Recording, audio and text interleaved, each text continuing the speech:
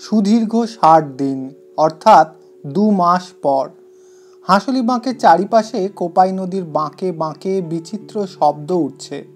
খট খট খট। সেই শব্দ ছুটে চলে যাচ্ছে নদীর গর্ভের মধ্য দিয়ে, ছুটে গিয়ে ওদিকের বাঁকের গায়ে ধাক্কা খেয়ে আবার এদিকে ফিরে আসছে। অকস্মাৎ শান্ত হাঁসুলি বাঁক শব্দ মুখর হয়ে উঠেছে। রোগশয্যার উপর বনোয়ারি আজ উঠে বসল। ৬০ দিন শয্যাশায়ী ছিল, তার মধ্যে ৫০টা দিন কেটেছে অচৈতন্য অবস্থায়। চামড়া ঢাকা মোটা হাড়ের কাঠামোখানা শুধু নিয়ে কোনো মতে সে উঠে বসল আজ।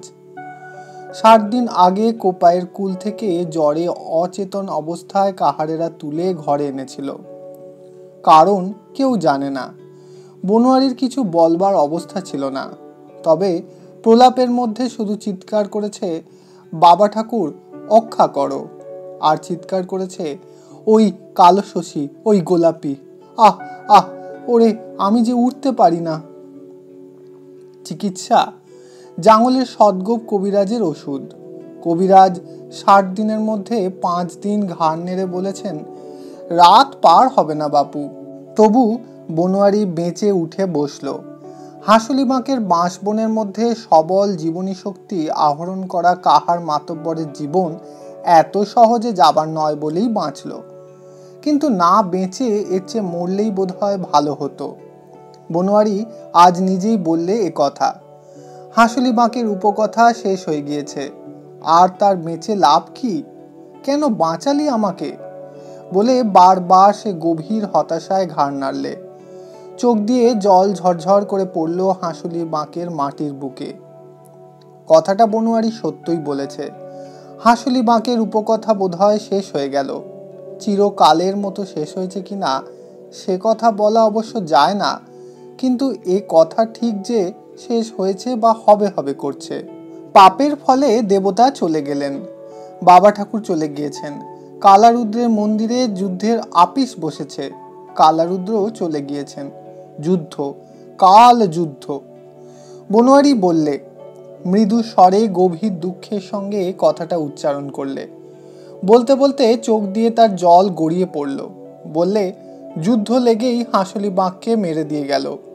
হতাশ ভাবে ঘাড় নাড়লে। মর্মান্তিক আক্ষেপ যেন ঘাড় নেড়ে সমস্ত হাঁসুলি বাঁকে ছড়িয়ে দিতে চাইলে সে। ৫০ দিনে জ্বর ছেড়েছে, কদিন থেকেই অল্প স্বল্প চেতনা হচ্ছিল তার, কিন্তু সকল ইন্দ্রিয় ক্ষীণ দুর্বল। চোখ মেলে চেয়ে দেখেও যেন কিছু বুঝতে পারছিল না। কিছুক্ষণের মধ্যেই আবার চোখের পাতা কিছুর ভারে যেন নেমে পড়ে সে ঘুমিয়ে পড়ছিল। ক্রমে ক্রমে দিনে দিনে চেতনা স্পষ্ট হয়ে এলো। তার বিছানা, বিছানা একখানা ছেঁড়া কাঁথা, সেই বিছানার পাশে দাঁড়িয়ে আছে নসুবালা। হ্যাঁ, নসুবালাই। চেতনা হওয়ার প্রথম দিন থেকেই সে শুধু তাকেই দেখছে। সেই গোঁফ কামানো মুখ, মেয়েদের মতো ভঙ্গিতে ছেঁড়া ময়লা শাড়ি পরা, মাথায় খোঁপা বাঁধা, হাতে চুড়ি নোয়া শাঁখা পরা নসুবালা তার বিছানার পাশে অহরহ রয়েছে। সুবাসীকে দেখতে পাচ্ছে না। প্রথম কয়েকদিন মনে কোনো প্রশ্ন জাগে নাই, শুধু পরিচিত কাউকে যেন পাচ্ছে না বলে মনে হয়েছিল। আর একজনকে মধ্যে মধ্যে আবছা চিনতে পারছিল। পাগলকে। পাগল? মিতে? প্রথম দিন সে চোখ মেলে চাইতেই নসুবালা তার মুখের সামনে ঝুঁকে পড়ে জিজ্ঞাসা করেছিল, শোর হয়েছেন, চিনতে পারছো আমাকে? না, ঘাড় নেড়েছিল বনোয়ারি। তারপর পাগল এসে পাশে বসেছিল। বেনো বলে পরম স্নেহে তার হাতখানি নিজের হাতের মধ্যে তুলে নিয়েছিল। বনোয়ারি তবুও তাকে চিনতে পারে নাই। দ্বিতীয় দিন সে পাগলকে চিনেছিল। নসুবালাকে দেখে প্রশ্ন করেছিল, সুবাসী? নসু দীর্ঘ নিঃশ্বাস ফেলে মুখ ফিরিয়ে চলে গিয়েছিল। তৃতীয় দিনে নসুকে চিনেছিল, বলেছিল, নসুবালা? নসু এক মুখ হেসে বলেছিল, চিনতে পেরেছ আমাকে? আহ, বাঁচলাম। পরাণটা আমার উদ্যাগে খলবল করছিল। আহ, সেই সুরবীর মানুষ গো। তারপর এদিক ওদিক চেয়ে খুঁজে না পেয়ে বনোয়ারি জিজ্ঞাসা করেছিল, সে কই? কথাটা শুনেই পাগল উঠে চলে গিয়েছিল। নসু প্রশ্ন করেছিল, কে? সুবাসী? সে আছে, আসছে। মাথায় হাত বুলিয়ে দিয়ে নসুবালা বলেছিল, গিয়েছে কোথা, আসবে। কিন্তু সুবাসী এলো না। সমস্ত দিন চলে গেল, তবু এলো না। বনোয়ারি বুঝতে পারলে এবার। আর জিজ্ঞাসা করলে না সে। কাহার পাড়ার উপকথার ধারা তো সে জানে, শুধু কাঁদলে খানিকটা। নসু বললে, কেঁদো না। চোখ মুছিয়ে দিয়ে একটু জল দিলে তার মুখে, বললে, জল খাও এক ঢোক। তারপর ছড়া কাটলে, বেঁচে থাকুক চুড়ো বাঁশি, রাই হেন কত মিলবে দাসী। ঝাঁটা মারি তার মুখে। বনোয়ারি আর কোনো প্রশ্ন করে নাই। তারই মনে পড়ছে সব। 10 দিনে তার বুদ্ধি এবং অনুমান শক্তির মধ্যে সজীবতা এসেছে। সুবাসী কোথায় সে কথা সে কল্পনা করতে পারছে। চুপ করে শুয়ে শুধু ভাবলে আপনার যত পুরানো কথা। এই যে অবস্থা তার হয়েছে, এমন যে হবে কোনো দিন সে মনে ভাবে নাই। আজকের দিনে এই নসু ছাড়া আর তার কেউ নাই। তার এই দিনগুলির জন্যই কি বাবা ঠাকুর দয়া করে নসুকে নারীর স্বভাব দিয়ে গড়েছিলেন? গড়ে বলেছিলেন, আমি যখন চলে যাব হাঁসুলির বাঁক ছেড়ে, বনোয়ারি যখন কুটোর মতন তুচ্ছ লোক হবে, তখন তার ভার নেবার জন্যই তোকে গড়লাম। খট খট খট খট খটাং খটাং খটাং শব্দ ছুটে যাচ্ছে, ফিরে আসছে। আজ মনে হলো খট খট খট করে কিসের একটা শব্দ উঠছে। শব্দটা বোধহয় চেতনা হওয়ার পর থেকেই শুনেছে, কিন্তু ওদিকে শব্দটা খুব স্পষ্ট ছিল না। কানে সে শুনতে পেত না, মনটা ওদিকে যেত না। মন শুধু কদিন খুঁজে ফিরছে পুরানো কথা। আজ সে পুরানো কথা খুঁজে পেয়েছে, সব মনে পড়েছে। কানে সে আজ শুনতে পাচ্ছে। শব্দটা আজ তার কাছে স্পষ্ট ধরা পড়ল। আজ যেন স্পষ্ট শুনতে পাচ্ছে। অনবরতই শব্দ উঠছে।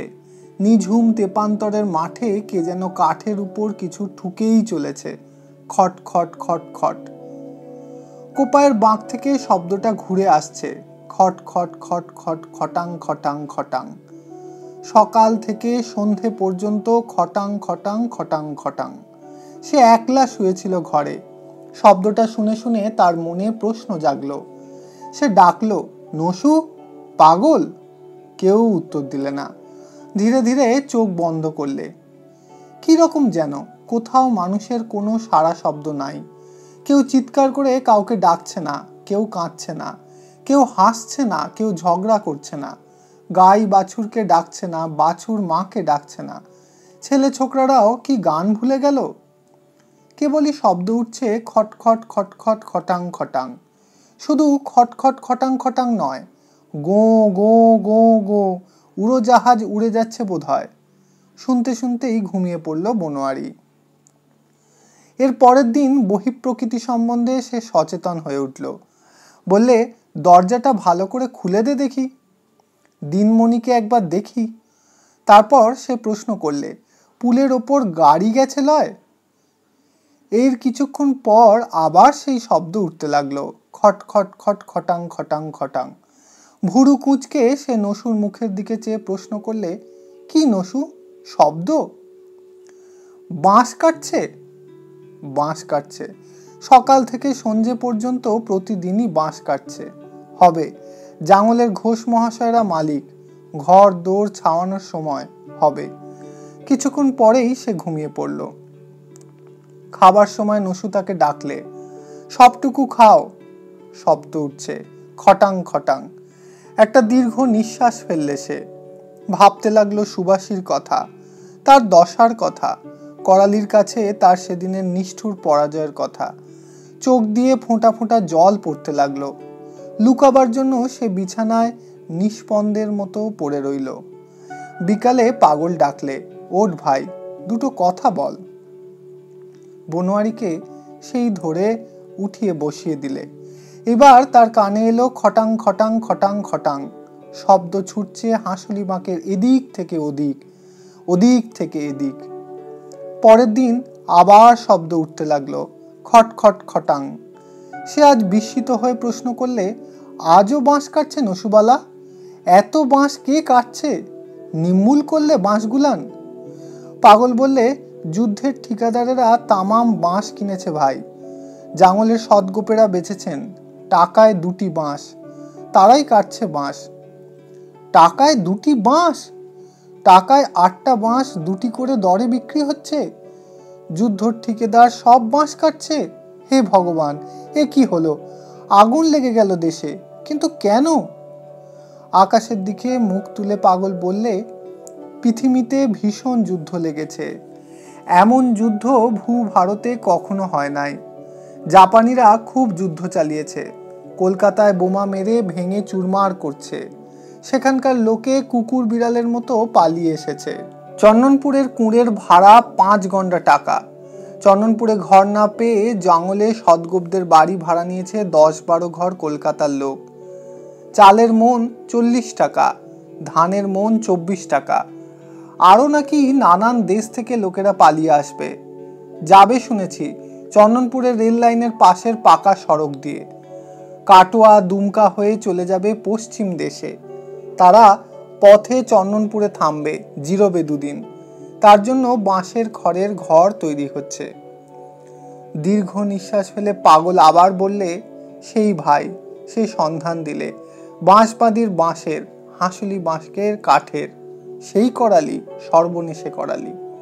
হ্যাঁ হ্যাঁ, সেই তো দেবে, তার ধর্মই তো এই, কেউ গড়ে কেউ ভাঙে। আবার দীর্ঘ নিঃশ্বাস ফেলে বললে, চন্দনপুরে তাহলে খুব জমজমাট? খুব। হাত পা নেড়ে ভঙ্গি করে নসুবালা বললে, সে একখানা বড় গ্রাম, বুঝলে কি না? তার মধ্যে 10-10টা কাহারপাড়া ঢুকে যায়। বাবারে বাবারে বাবারে, সে কত কাণ্ড গো! তার জন্যে ইদারা হয়েছে, ডাক্তার বসেছে, 500 মন চিড়ে করে এঁকেছে, জ্বালায় জ্বালায় মন গুড় এঁকেছে, সেই সব ঘরের জন্য বাঁশ কাটছে। তা পরেতে উত্তরে যে এয়ারলাইন বসেছে, সেখানে উড়োজাহাজের আস্তাবল হয়েছে, সেখানে সব কি হচ্ছে, তাতে বাঁশ লাগবে। সরকার থেকে হুকুম হয়েছে, বাঁশ দিতে হবে, দাম যা চাও লাও। বড় বড় গাছ কেটে কাঠ করে আঁকছে আন্নাবান্নার জন্য। অবাক বিস্ময় ভাবতে লাগলো বনোয়ারি। বুঝতে পারলে না, হাঁসুলি বাঁকের রূপকথায় এ কখনো ঘটে নাই। বান এসেছে, ঝড় এসেছে, গায়ে আগুনও লেগেছে, মড়কও হয়েছে, পৃথিবীও কেঁপেছে, তাও আছে হাঁসুলি বাঁকের রূপকথায়। দাঙ্গা আছে, ডাকাতি আছে, কালো বউ বড় বউয়ের প্রেতাত্মা আছে, কিন্তু যুদ্ধ নাই। সে যুদ্ধে হাঁসুলি বাঁকের তন্দ্রা ভঙ্গ হয় উপকথার ছেদ পড়ে। এখানকার মানুষের জীবন স্রোতের আকর্ষণে ইতিহাসের ধারায় মিশে যায়। সে যুদ্ধ উপকথার কল্পনায় নাই। বাবা ঠাকুর কখনো বলেন নাই, স্বপ্ন দেন নাই, কালারুদ্ধও কখনো জানান নাই। কি করে জানবে তারা? স্থূল মস্তিষ্ক হাঁসুলি বাঁকের মানুষ, বিরাট দেহ বনোয়ারি, যে কাঁধ বেঁকিয়ে চলে, ধপ ধপ শব্দ ওঠে যার অতিকায় পায়ের পদক্ষেপে, তার মস্তিষ্কে এ কিছুতেই ঢুকলো না। পরদিন আবার শব্দ উঠতে লাগলো। বনোয়ারি বললে, আমাকে একবার বাইরে নিয়ে যাবি নসু? বাইরে যাবা? হ্যাঁ, একবার মা জননীকে দেখি। মা জননী? হ্যাঁ রে, আমার হাঁসুলি বাঁকের বাঁশবাদী মা জননীকে একবার দেখি, কি দশা করলে তার! আহ আহ, বুক ফেটে আক্ষেপ বেরিয়ে এলো তার। যেতে পারবা? ধর, খুব পারবো আমি। সে নিজেই উঠে বসলো, উঠে দাঁড়ালো, মটমট শব্দ করে উঠল দীর্ঘদিন শুয়ে থেকে জাম ধরা মোটা হাড়গুলি। খাঁ খাঁ করছে, চারিদিক খাঁ খাঁ করছে। হাঁসুলি বাঁকের বাঁশবাদীর বাঁশবন নির্মূল হয়ে গিয়েছে। শুধু বাঁশবন নয়, বড় বড় বট গাছ, অশ্বত্থ গাছ পর্যন্ত নাই। ঘর থেকে বার হতেই তীব্র আলো চোখে এসে লাগলো। আকাশের কোলে এতটুকু সবুজ নাই। এখানে ওখানে রয়েছে শুধু 2-4টে শীর্ণকায় পল্লবহীন শিরীষ শ্যাওড়া বেলগাছ। কোথাও কোনো ছায়া নাই, চোখে এসে লাগে ছটা। চারিদিকে খটখট করছে মাঘের রৌদ্র। চারিদিকে দেখা যাচ্ছে নদী কিনারা পর্যন্ত হাঁসুলি বাঁকের বের। নদী পার হয়ে ওপারে দেখা যাচ্ছে গ্রাম গ্রামান্তর।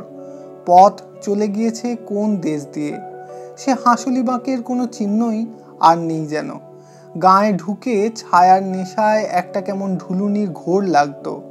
ছায়ায় ছায়ায় চলতে চলতে থমকে দাঁড়িয়ে ভাবনা ভাবতে ভালো লাগতো। বাঁশবনের আর বট অশ্বত্থের ঘন ছায়া মুছে যাওয়ার সঙ্গে সে সব ঘুচে গেল। আর গাছতলায় বসে চোখে তন্দ্রা নামবার অবকাশ হবে না। ছায়ায় দাঁড়িয়ে হাঁসুলি বাঁকের উপকথার স্বপ্ন রটনার ঠাঁই রইল না। ফিরে তাকালে সে বাবা ঠাকুরের থানের দিকে। বাবা ঠাকুরের থান, আর তার মধ্যে ছিল আটপৌড়ে পাড়া সেই বট গাছটা। তার তলায় আলো নিভিয়ে দিয়েছিল কালো শশী, যার তলায় সুবাসীকে দেখে কালো শশী বলে ভ্রম হয়েছিল। কই সে গাছ?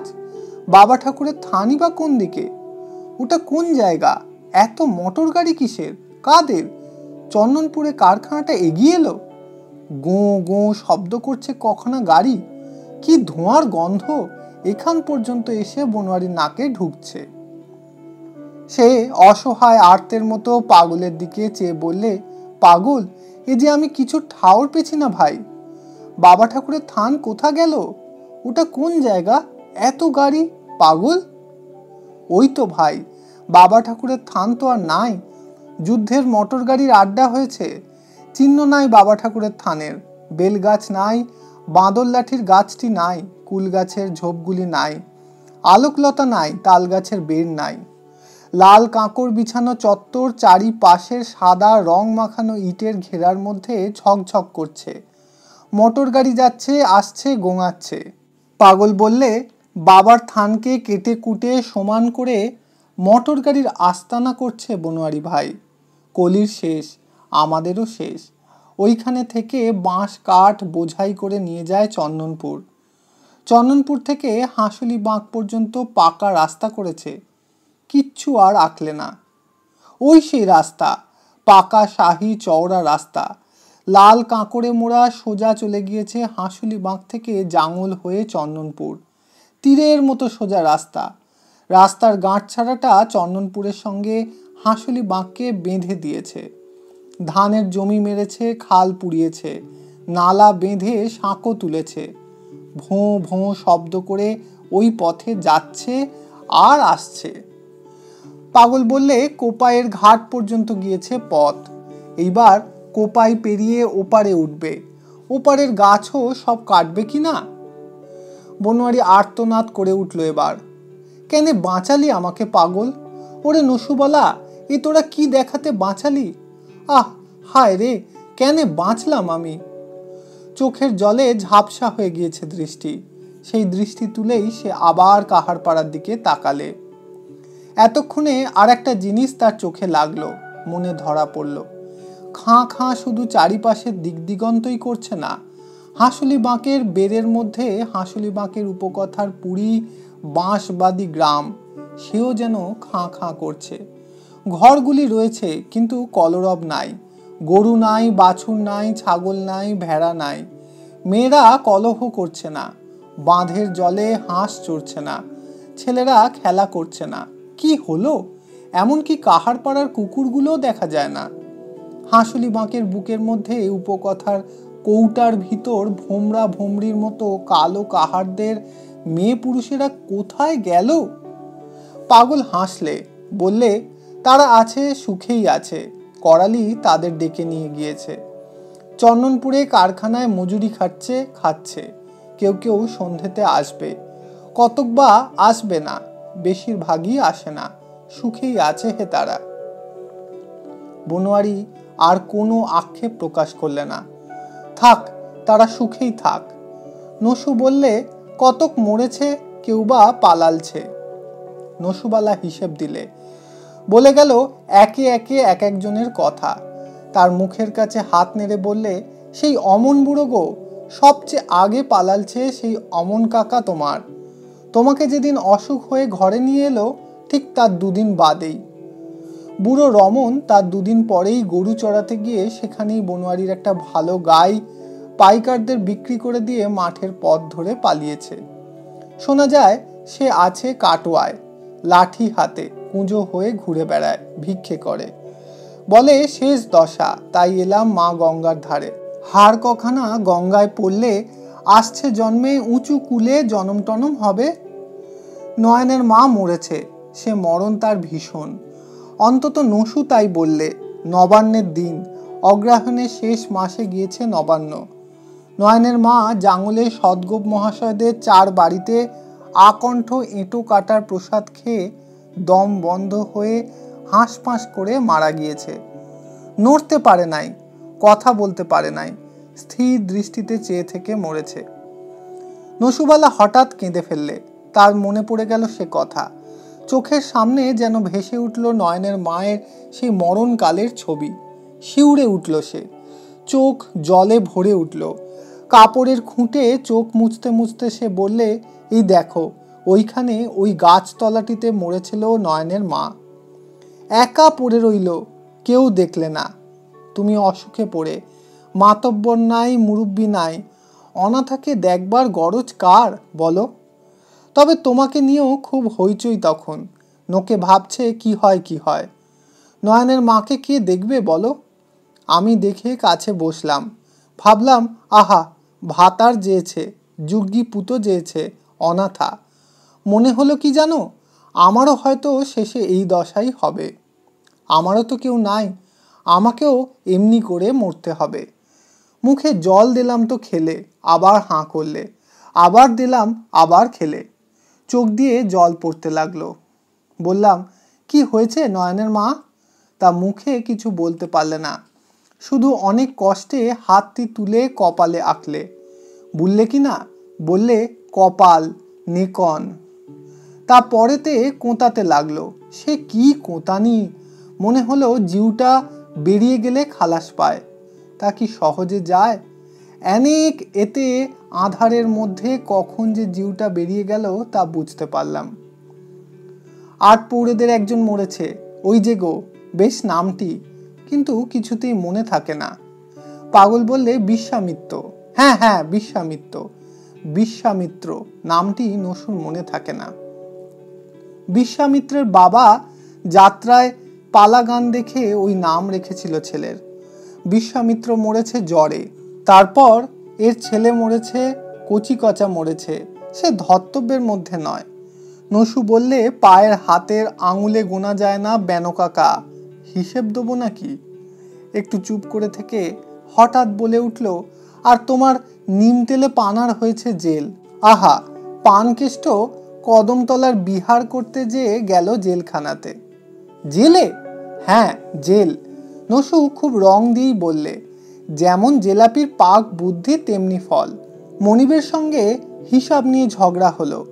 পানু আমার পানকেষ্ট, মনিবের শোধ নিতে মনিবের উপবাঁধানো হুঁকো চুরি করেছিলে। পানার মনিবকে তো জানো, পেকো মোড়ল না, কাজেও পেকো মোড়ল। পাগল বললে, ধরা পড়ল না ছোড়া, ধরা পড়ল পরিবারের টানে। ধরিয়ে দিলে করালি, পুলিশে খবর দিয়েছিল পেকো মণ্ডল। পানু তখন লুকিয়ে পড়েছে। কোথা যে লুকিয়ে থাকতো কেউ জানতো না। রাত্রে এসে ঘরে 4টি করে খেয়ে যেত। তুমি তখন শয্যাশায়ী অজ্ঞান। করালি বুক ফুলে আসে যায়। ছোঁড়া তখন পানার পরিবারকে নানা রকম লোভ দেখাতে লাগলো। বলে, চন্দনপুরে চল, খাটবি খাবি, ভালো কাজ করে দেবো আমি। সেই লোভে মেয়েটা স্বীকার করলে। রাত্রে পানা এসে খেয়ে যায় বাড়িতে। করালি শুনে রাত্রে তককে তককে ছিল। ধরলে একদিন চেপে, দিয়ে দিলে পুলিশে। পানা বলে গেল কি জানো? বলল, যাক, কিছুদিন এখন নিশ্চিন্দি। নসু বললে, পানার বউ এখন চন্দনপুরে আঙামুখ উড়োজাহাজের আস্তানায় খাটে। খাটুনি না মাথা, ওচকার খুব, ফ্যাশন কি? বনোয়ারি উদাস হয়ে চেয়ে রইল। চোখ গিয়ে পড়ল তার চন্দনপুরের রাঙা পাকা পথের উপর। রাস্তাটা ঝকঝক তকতক করছে। ওই পথে সব ছুটে যায় চন্দনপুরে খাটুনি খাটতে। 5 শিকে 1.5 টাকা মজুরি। যারা আবার রেলের তরপল ঢাকা মালগাড়িতে লাইনের কাজে সেইখানেই দিনরাত্রি থাকে, তারা পায় বেশি, কয়লা পায়। রেলের লোকেরা কম দামে চাল ডাল দেয়। হঠাৎ বনোয়ারি পাগলের মুখের দিকে চেয়ে বললে, পাগল, কুলকম্ম সবাই ছাড়লে? অতন, গুপি, পেল্লাদ সবাই?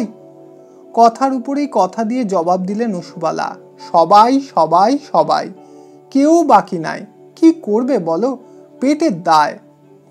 পাগল দীর্ঘ নিঃশ্বাস ফেলে বললে, উদর পেট বনোয়ারি, উনি সব। নসুবালা বললে, মরে যায় শুধু ওদর, লোভ পাপ, বুঝেছ বেনু কাকা, পাপ। পৃথিবীতে পাপের ভরা ভরতে আর বাকি নাই। একটি নোক দেখলাম না যে ধম্মের মুখে তাকায়। ঘোষেরা, তোমার এতকালের মনিব ভাগের জমি ছাড়িয়ে নিলে। সাহেবডাঙ্গার জমি তুমি উইকে এক পিঠ ভুঁইয়ে এক পিঠ দিয়ে ভাঙলে। চন্দনপুরের বাবু তা সব কেড়ে নিলে। পাগল মামা যেয়েছিল একবার বাবুদের ঠেনে, তা। বনোয়ারি পাগলের মুখের দিকে চেয়ে বললে, পাগল? পাগল মাটি খুঁড়তে খুঁড়তে বললে, যেয়েছে, সে সব যেয়েছে ভাই, বাবুরা এক ছটাক ভাগ দিলে না। বনোয়ারির কাছে পিতৃপুরুষের আমল থেকে যে জমি ভাগ দিয়েছিল, ঘোষেরাও তা ছাড়িয়ে নিয়েছে। বনোয়ারি হাসল, যাক, সর্বশান্ত হয়েছে তাহলে, নিশ্চিন্ত। অনেকক্ষণ পর বনোয়ারি বললে, নিজের কথা বাদ দিয়ে কাহারদের কথাই বললে, তা লোকে কারখানায় গিয়ে ভালোই করেছে, দোষ দেবার কিছু নেই। নসুবালা বলে গেল, দুর্দশার দিনে করালি ওদের ডাকলে, নিয়ে গেল চন্দনপুরের কারখানায়, কাজ দিলে, সব সুরসুর করে চলে গেল। তোমার এত বড় ব্যামো গেল, কেউ খোঁজও করলে না। বনোয়ারি হাসলে, তা না করুক। নসু বললে, না এলে দুঃখ হয় বই কি, দুঃখ হয় না? পাগল হেসে বললে, দুঃখ করেই বা কি করবে বোন? বনোয়ারির হাত পায়ের ডগাগুলি ঠান্ডা হয়ে আসছে। নসু বললে, আমি যাই নাই বেনু কাকা, ওই মুখ পোড়া করালির উপর ঘেন্নায় লজ্জায় যায় নাই। যত ভালোবাসতাম তাকে তত বিষ হয়েছে তার উপর, ছি ছি ছি, লজ্জায় মরে যায়। সে আবার সেপাইদের মতন পোশাক পরে আজকাল বলে মিলিটারি, জুতো পরে, টুপি মাথায় দেয়। নসুবালা বলে যায় করালির লজ্জাকর ঘৃণার্ত কীর্তিকলাপের কথা। বনোয়ারি কয়েকদিন তখন শয্যাশায়ী, এখন তখন অবস্থা। সেই সময় একদিন সকালে দেখা গেল সুবাসী নাই। সুবাসী তার আগের দিন বনোয়ারির চিকিৎসার খরচের অজুহাতে গরু বাছুরগুলি বিক্রি করেছিল। সেই টাকা কড়ি সব নিয়ে বনোয়ারিকে ফেলে গভীর রাত্রে অদৃশ্য হলো। দুপুর নাগাদ খবর এলো সুবাসী চন্দনপুরে করালির বাসায়। বনোয়ারিকে মামা বলতো করালি, সম্পর্ক বাঁচলে না, ছি ছি ছি, রোগা মানুষ বনোয়ারি, মেয়েটা চলে গেল তার কি হবে, সে কথাও একবার ভাবলে না। নিষ্ঠুর হৃদয়হীন ঘৃণার্থ করালি, শুধু গায়ের জোরে, রক্তের তেজে আর রোজগারের গরমে ধর্মকে পায়ে মারিয়ে রীতি ব্যবহারকে ফু দিয়ে উড়িয়ে দিলে, থুথু দিলে, ছি ছি। বনোয়ারি মাটির দিকে চেয়ে রইল স্থির দৃষ্টিতে। না বললেও সে কথা মনে মনে বুঝেছিল, তার অন্তর বলে দিয়েছিল। সুবাসী যখন পাশে নাই, ঘরে নাই, তখন করালি তাকে নিয়ে গিয়েছে। হাসতে হাসতে কালো বউয়ের মতো রঙ্গ করে করালির সঙ্গে গিয়েছে, সে তা জানে, যাবেই, এই নিয়ম। হাঁসুলি বাঁকের উপকথায় এই কথাটি পুরানো কথা। পাগল হাসলে, ঘাড় নাড়লে, সেও জানে হাঁসুলি বাঁকে এই নিয়ম। নসু চোখ মুছছিল, চোখ মুছে সে আবার বললে, বলবো কি বেনু কাকা, পাখির মতো মেয়ে, তার মুখের দিকেও চাইলে না সে।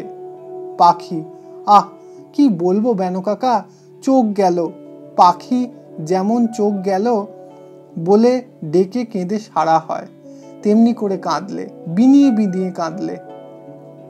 আবার কাঁদতে লাগলো নসুবালা, চোখ মুছতে লাগলো, বললে, আহ আহ, পাখির কথা মনে হলে আমার হিয়েটা ফেটে চৌচির হয়ে যায়। আবার চোখ মুছে বললে, আমি আর লাড়লাম কাকা, আমি করালিকে সাপ সাপান্ত করে গাল দিয়ে চলে এলাম, গাঁয়ে চলে এলাম, বলে এলাম জনমের মতো ছাড় হলো তোর সঙ্গে, গাঁয়ে এলাম, এসেই মনে পড়লো তোমার কথা। আহ, তোমাকে কে দেখছে, ঘরে তো আর দ্বিতীয় জন নাই, সুবাসী পালিয়েছে, কে দেখবে? রোগা মানুষ, প্রলয় জ্বর, অচেতন অবস্থা, কি হবে মানুষটার?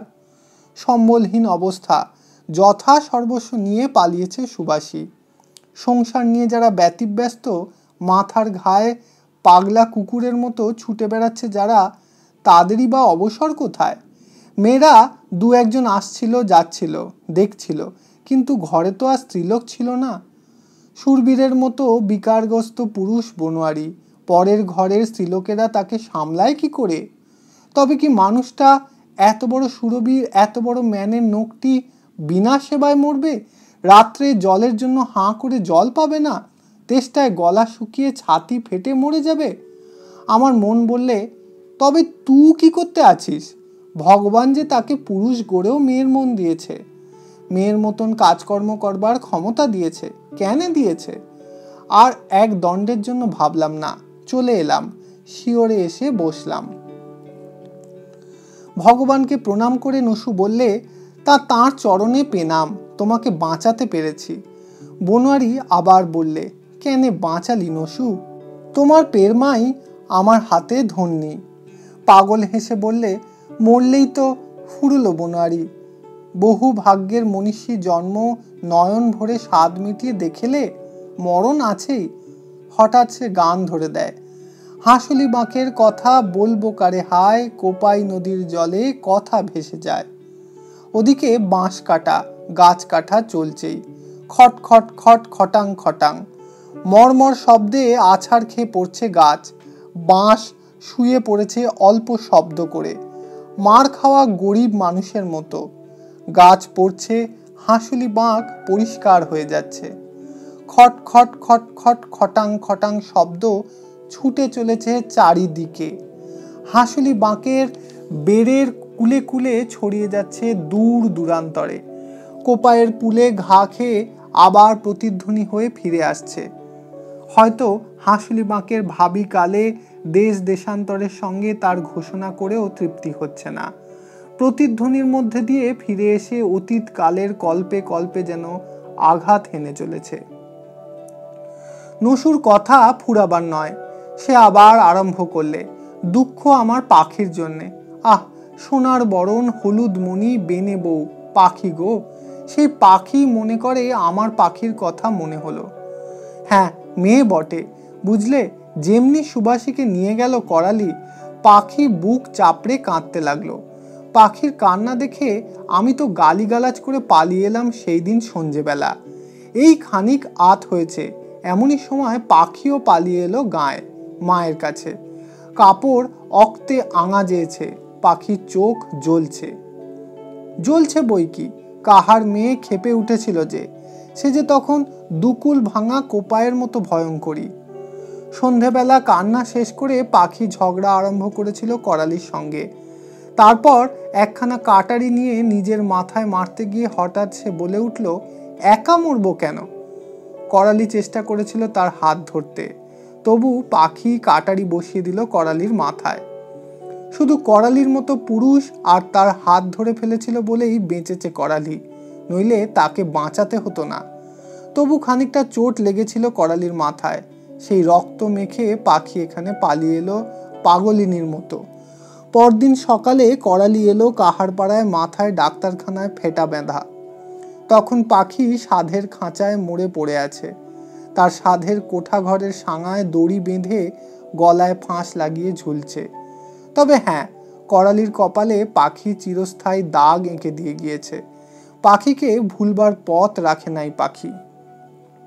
বসন, পাখির মা, চিরকালের ভালো মানুষ, আর চৌধুরী বাবুর ছেলের সঙ্গে প্রেমের কথা তো সবাই জানে। কাহারপাড়ার বিচিত্র মেয়ে বসন্ত, ওই চৌধুরীর ছেলেকে সে যে ভালোবেসেছিল, তারপর সে আর কারো দিকে তাকায় নাই। কাহারপাড়ার নীল বাঁধে শালুকের বনের মধ্যে পদ্মকলি যেমন উদয়াস্ত সূর্যের দিকেই চেয়ে থাকে, তেমনি ওই একজনের দিকেই ছিল মন, প্রাণ, চোখ, সব। চৌধুরীদের ছেলের মৃত্যুর পর সে থাকতো সজ্জাতের গৃহস্থ ঘরের বিধবার মতো, শান্ত মৃদুভাষী বসন্ত। মেয়ের মৃত্যুর পর গিয়ে আশ্রয় নিয়েছে ওই ভাঙা চৌধুরী বাড়িতে। সেইখানেই এঁটো কাঁটার প্রসাদ খায় আর মৃত্যুর প্রতীক্ষায় পড়ে থাকে। বসন্তের মা সুচাঁদ চন্দনপুরে আছে।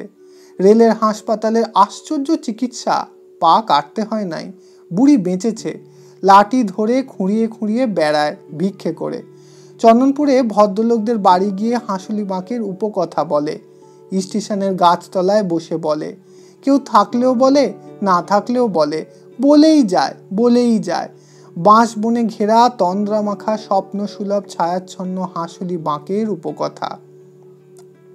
ফুলে ভরা, বিষে ভরা, রঙে স্নিগ্ধ, বেরঙে উগ্র হাঁসুলি বাঁকের উপকথায় বসন্ত তার সাদা রঙের তুলির দাগ, পাখি তার রক্ত লেখা।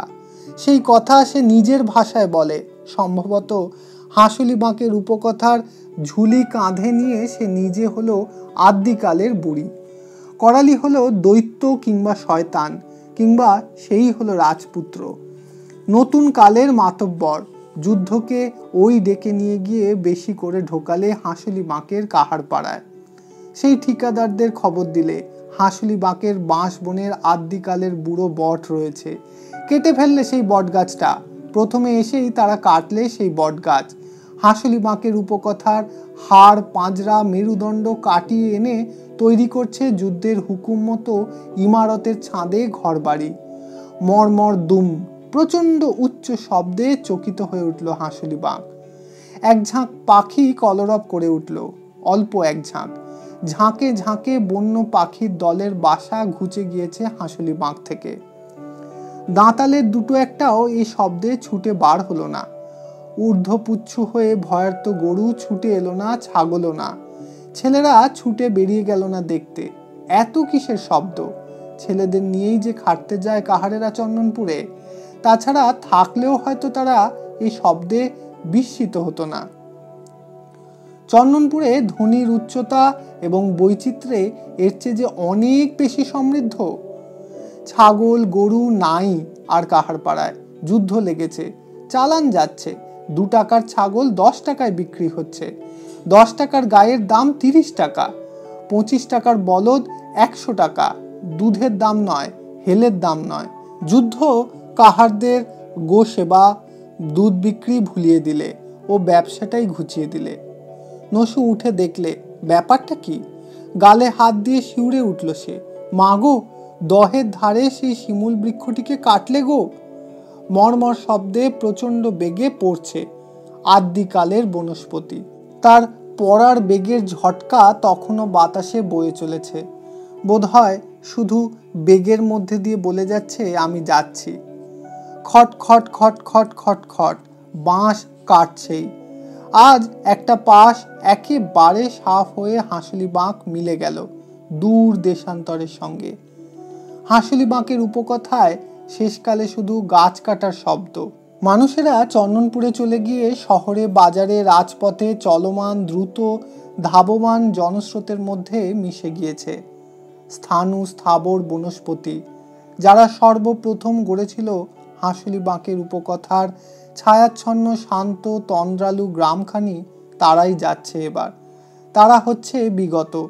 তারই মধ্যে বসে আছে সে যুগের শেষ মানুষ, বনোয়ারি, স্থাবরের মতো। খুঁটি ধরে সে উঠে দাঁড়ালো।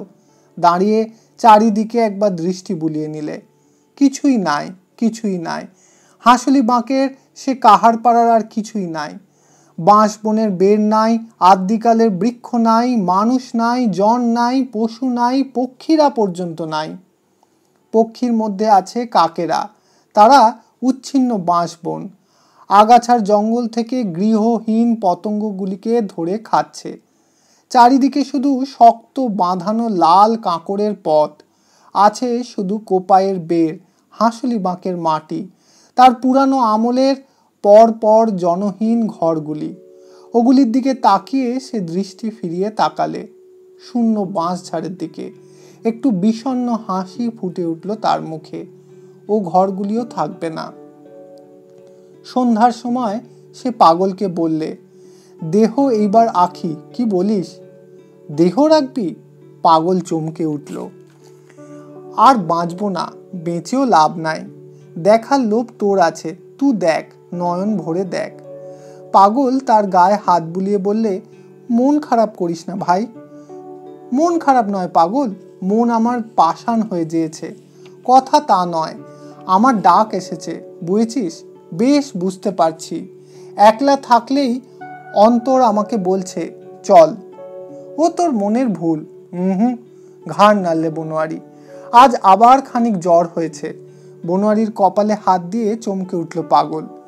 বনোয়ারি বললে, আমার একটি স্বাদ ছিল পাগল, অনেক দিনের স্বাদ। কত জনকে জ্ঞান গঙ্গা নিয়ে গিয়েছি, মনে আছে? তোর কাঁদরা যেয়েছিলাম বিয়েতে, 8 মঙ্গলার বরকনে পৌঁছে দিয়ে খালি পালকি কাঁধে ফিরে আসছি। গাছতলায় এক বুড়ো বাবাজির সাথে দেখা হয়েছিল, মনে আছে বই কি? মহাপুরুষ, মনে থাকবে না? দুপুর রোদে গাছতলায় ঠেস দিয়ে বসেছিলেন, গলা দিয়ে রজ বেরোয় না, তুই জল দিলি। জোর হাত করে বললি, নীচ জাত, জল দিয়েছি মুখে, আমার অপরাধ নেবেন না বাবা। বাবা বললেন, আমার নিজেরই জাত নাই বাবা, আমি জাতহারা বৈষ্ণব, বৈরাগী, মনে আছে বই কি? আমি শুধালাম, এই দেহ নিয়ে পথে কেন বেরিয়েছেন বাবা? বাবা বললেন, বাবা দেহখানা আর বইছে না বলেই ওকে রাখতে চলেছি, মনে আছে? বললেন, অনেক দিন ও আমাকে বয়েছে বাবা, আমিও ওকে অনেক ভালোবেসেছি, কত সাজিয়েছি, কত মার্জনা করেছি, ওর গরবে কত গরব করেছি, তাই যেখানে সেখানে ওকে ফেলে যেতে আমার মন সরছে না। চলেছি মা গঙ্গার কূলে, জলে শোবো, মাথাটি রাখবো কুলে, প্রভুকে ডাকতে ডাকতে চলে যাব, ওকে মা গঙ্গার জলে দিয়ে যাব, মনে আছে? আমরা তখন ধরলাম, বাবা চলুন, এই পালকিতে আপনাকে বহন করে নিয়ে যাব। বাবা হাসলেন, চলো, নিয়ে চলো। একটু চুপ করে থেকে বনোয়ারি আবার বললে, জানিস গঙ্গা তীরে বাবাকে আমি শুধিয়েছিলাম, তোরা ছিলি না কাছে, একা পেয়ে শুধালাম, বাবা আপনার তো ও কিছু নাই, তা কি করে বুঝছেন? বাবা বললেন, বাবা মন আছে আমার এই রাত দুপুরে। হ্যাঁ, তারপর হেসে বললেন, বাবা মন বাইরের মায়ায় ভুলে থাকে বলে ভিতরের খবর পায় না। মোটা কথা ধরো না বাবা, চাষে যখন মেতে থাকো তখন খিদে বুঝতে পারো না, খেতে মন থাকে না। মন যদি বাইরের থেকে চোখ ফিরিয়ে আপনার ভিতরের মনের সঙ্গে কথা বলে, তবে সে ঠিক বলবে, ভাই এইবার আমি যাব। তা আমার বাইরের নেশা ছুটছে ভাই, আমি ভিতরের জনের কথা শুনতে পেছি রে, বলছে আমি যাব। পাগলের চোখ দিয়ে দরদর ধরায় জল পড়ছিল। বনোয়ারি বললে, কাঁদিস না মিতে, জ্ঞান গঙ্গা কাহারের ভাগ্যে হবার নয়, তবে আমার মা কোপাই তো হয়েছেন। আমি যখন বলবো রে, তখন যেন কোপায়ের কুলে আমাকে তোরা দুজনে ধরে নিয়ে যাস, বুঝেছিস? সে পাগলের হাত দুটি চেপে ধরল। পাগল বললে, যাব। আর কাহার দিকে একবার খবর দিবি, যদি আসে তো একবার দেখে যাব নয়ন ভরে। সে হাসল। পাগল অনেক পরে বললে, নোটে গাছটি মুড়িয়ে গেল, হাঁসুলি বাঁকের কথা শেষ হয়ে গেল, হাঁসুলি বাঁকেরও শেষ হয়ে গেল। বনোয়ারি ঘাড় নাড়লে, না না, বাকি আছে। কর্তা বলেছেন, কালরুদ্রের ক্ষেমা হরির বিধান, বান না এলে শেষ হবে না হাঁসুলি বাঁকের উপকথা। প্রলয়ঙ্কর বান, কোপাই হাঁসুলি বাঁকের উপকথায় খ্যাপা কাহার মেয়ের মতো, কোপাই খেপে উঠে হাঁসুলি বাঁককে শেষ করে দিয়ে যাবে। এলো বান, তেমনি খ্যাপা বান, হুড় হুড় দূর দূর কলকল খলখল শব্দে ভেসে উঠল কোপায়ের দুকুল। সেই বাবা ঠাকুর যেবার খড়ম পায়ে দিয়ে বন্যার জলের উপর দিয়ে হেঁটে গিয়েছিলেন, তার চেয়েও বড় বান, প্রলয় বান। এবার কিন্তু কাহারেরা ডুবে মরল না, গাছেও চলল না, এবার তারা ছিল চন্দনপুরে। হাঁসুলি বাঁক বন্যায় ডুবে গেল। বাঁশবনের বের নির্মূল হওয়ায় কোপায়ের বান এবার 100 গুণ বেগে নিয়ে বয়ে গেল কাহার পাড়ার উপর দিয়ে, ভূমিসাৎ করে দিয়ে গেল গোটা কাহার পাড়া। একখানি ঘরও রইল না দাঁড়িয়ে, নীল বাঁধ পুড়ে গেল বালিতে। সাহেবডাঙ্গার জমিগুলি পলিতে সোনা হয়ে উঠল, সাহেবদের কুঠি শেষ হয়ে গেল, চিহ্ন পর্যন্ত রইল না। বন্যার কথা উপকথা নয়, ইতিহাসের কথা। 1350, ইংরেজি 1943 সালের বন্যা। 1350-এর যে বন্যায় রেল লাইন ভেসে গেল, সেই বন্যা ইতিহাসে আছে তার কথা। দামোদরের অজয়ের ময়ূরাক্ষীর কোপায়ের বন্যায় শুধু রেল লাইন ভাসেনি, হাঁসুলি বাঁকের মতো অগণিত স্থানের উপকথার পটভূমি ভেসে গিয়েছে, পরিবর্তিত হয়ে গিয়েছে। ইতিহাস অবশ্য কর্তার বাণী, কালারুদ্রের খেলা, হরির বিধান মানে না। সে বলে আকস্মিক, কাকতালীয়। বলুক সত্য যাই হোক, কাহারেরা একে সত্য বলেই মানে। পাগল বলে বনোয়ারি জানত। সে হেসেছিল কাটা বাঁশ বেড়ের দিকে চেয়ে। তার সে হাসি আমি চোখে দেখতে পেয়েছি। বনোয়ারি প্রবল বন্যার আগেই দেহ রেখেছে, ঠিক যেমনটি তার স্বাদ ছিল তেমনটি করেই রেখেছে। মৃত্যুর 3 দিন আগে কোপায়ের গর্ভে গিয়ে কুঁড়ে বেঁধে শয্যা পেতেছিল।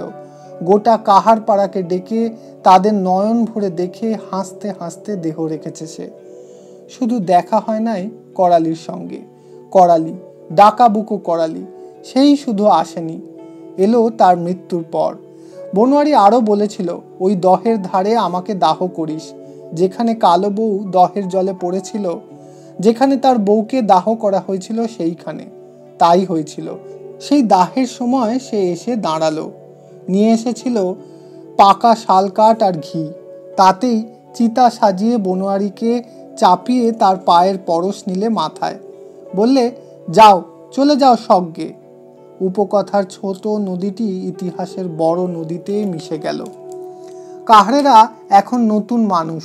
পোশাকে, কথায়, বিশ্বাসে তারা অনেকটা পাল্টে গিয়েছে। মাটি, ধুলো, কাদার বদলে মাখে তেলকালি। লাঙল কাস্তের বদলে কারবার করে হাম্বর, শাবল, গাঁইতি নিয়ে।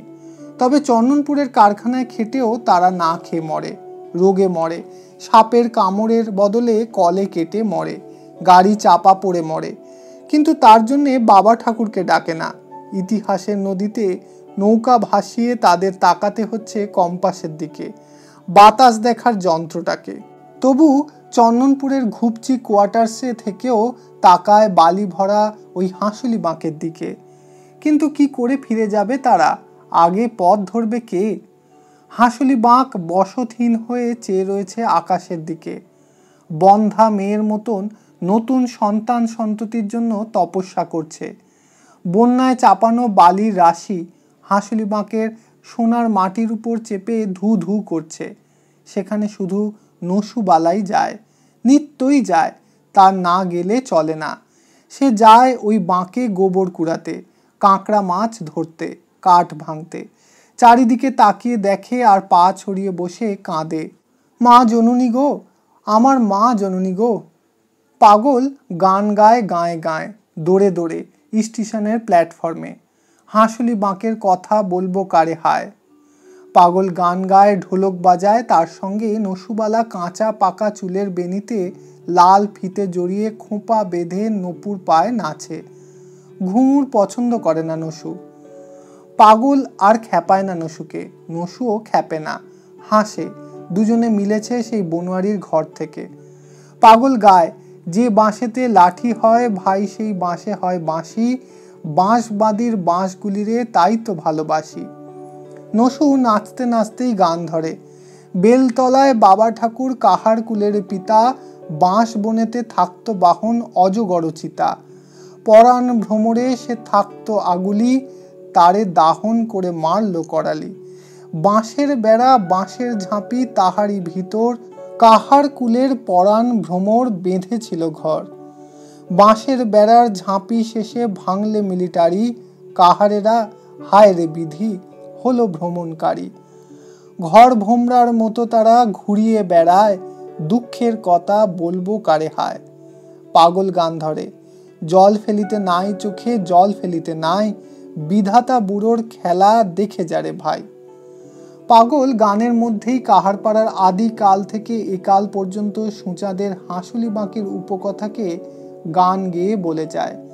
সর্বাগ্রে বলে সৃষ্টিতত্ত্ব, শেষে বলে সেই শেষ কথা। দুঃখই বা কিসের, চোখের জলই বা ফেলছো কেনে? ভাঙা গড়া হলো বিধাতা বুড়োর খেলা। একটা ভাঙে একটা গড়ে, এই চলছে আদি কাল থেকে।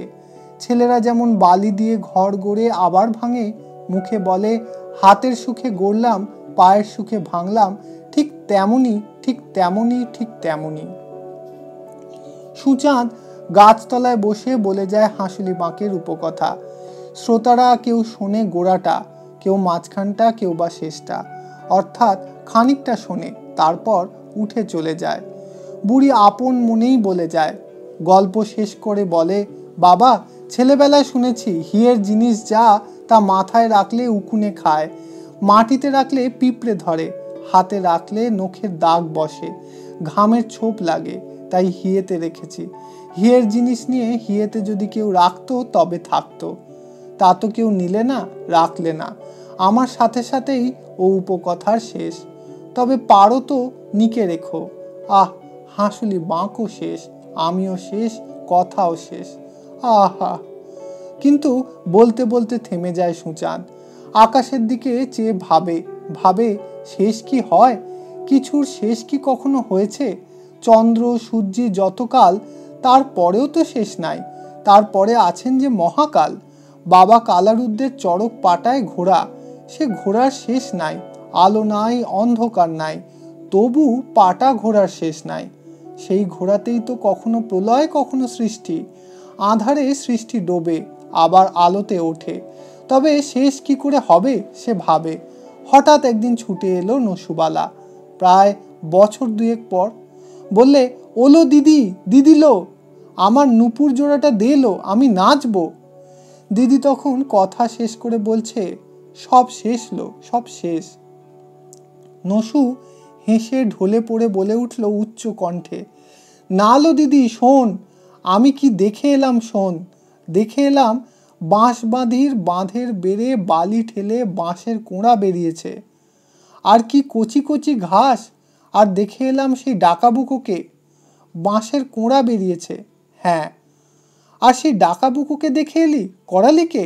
হ্যাঁ লো পিসি, লুকিয়ে একা গিয়েছে গাঁইতি হাতে, বালি খুঁড়ছে আর কি খুঁজছে, খানিক খুঁজছে, আবার উঠছে, আবার খুঁড়ছে। শুধালাম, কি খুঁজিস? বললে, মাটি, ঘর করব আবার, নতুন কাহার পাড়া হবে, নতুন বাঁধ দেব। সুচাঁদ দু হাত তুলে সানন্দে বলে, আবার নতুন বাঁশের বেড়া উঠবে?